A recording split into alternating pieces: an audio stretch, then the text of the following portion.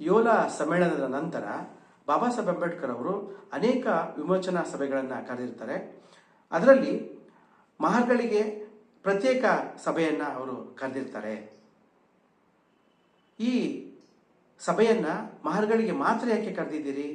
ಮತಾಂತರ ವಿಚಾರವು ಅಸ್ಪೃಶ್ಯರ ಇತರ ಸಮುದಾಯಗಳಿಗೂ ಸಂಬಂಧಪಟ್ಟಿದ್ದರಿಂದ ಕೇವಲ ಮಹರ್ಗಳಿಗೆ ಯಾಕೆ ಈ ಸಮ್ಮೇಳನವನ್ನು ಕರೆದಿದ್ರಿ ಅಂತ ಹಲವರ ಪ್ರಶ್ನೆಗಳಿಗೆ ಬಾಬಾ ಸಾಹೇಬರು ಉತ್ತರವನ್ನು ನೀಡ್ತಾರೆ.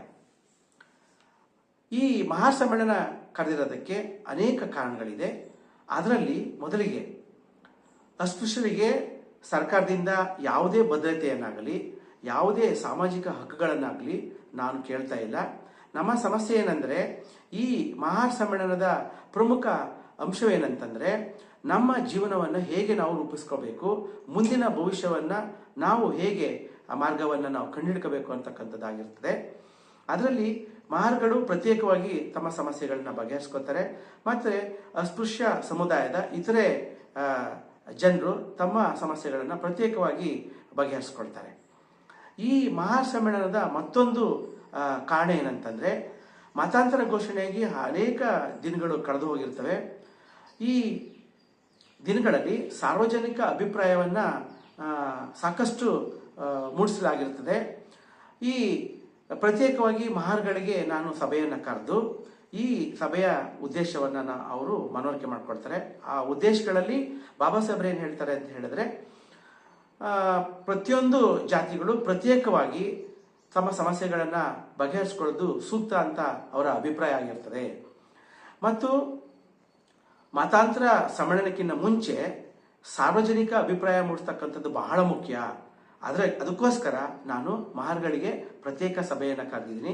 ಇತರೆ ಸಮುದಾಯಗಳ ಪ್ರತಿನಿಧಿಗಳನ್ನು ಈ ಸಭೆಗೆ ನಾನು ಕರೆದಿಲ್ಲ. ಕಾರಣ ಏನಂತಂದರೆ ಅವರು ಅವರ ಸಮಸ್ಯೆಗಳನ್ನು ಪ್ರತ್ಯೇಕವಾಗಿ ಸಭೆಗಳನ್ನು ಕರೆದು ಅಲ್ಲಿ ಬಗೆಹರಿಸಿಕೊಳ್ಳೋದು ಸೂಕ್ತ ಅಂತಕ್ಕಂಥದ್ದು ನನ್ನ ಅಭಿಪ್ರಾಯ ಆಗಿರ್ತದೆ. ಅಸ್ಪೃಶ್ಯ ಸಮುದಾಯದ ಇತರೆ ಜನರು ತಮ್ಮ ಧರ್ಮವನ್ನು ಬಿಡಬೇಕಾದ್ರೆ ಅವ್ರ ಮುಂದೆ ಯಾವುದೂ ಕೂಡ ಅಡ್ಡ ಬರೋದಿಲ್ಲ. ಮತ್ತು ಮಹರ್ಗಳಂತೆ ತಾವು ಕೂಡ ಸಭೆಗಳನ್ನು ಕರೆದು ಜಾಗೃತಿ ಮೂಡಿಸ್ಕೋಬಹುದು. ಅದಕ್ಕೆ ಬೇಕಾದರೆ ನಾನು ನನ್ನ ಎಲ್ಲ ಸಹಕಾರವನ್ನು ನೀಡ್ತೀನಿ. ನನ್ನ ಸಾಧ್ಯವಾದ ಮಟ್ಟಿಗೆ ನನ್ನ ಬೆಂಬಲವೂ ಕೂಡ ಅವ್ರಿಗಿದೆ. ಇದು ಇದರ ಉದ್ದೇಶ. ಮತ್ತು ಈ ಸಮ್ಮೇಳನದ ಪ್ರಮುಖ ಉದ್ದೇಶ ಏನಂತಂದರೆ ಸಾಮಾನ್ಯ ಜನರಿಗೆ ಮತಾಂತರ ಬಹಳ ಮುಖ್ಯ. ಇದು ಬಹಳ ಕಷ್ಟ.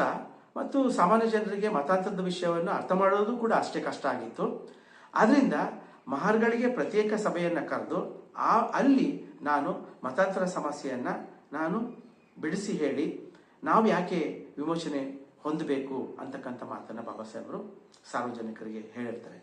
ಇದು ಈ ವಿಮೋಚನೆಯ ಸಭೆಯ ಮುಖ್ಯ ಉದ್ದೇಶ ಆಗಿದೆ.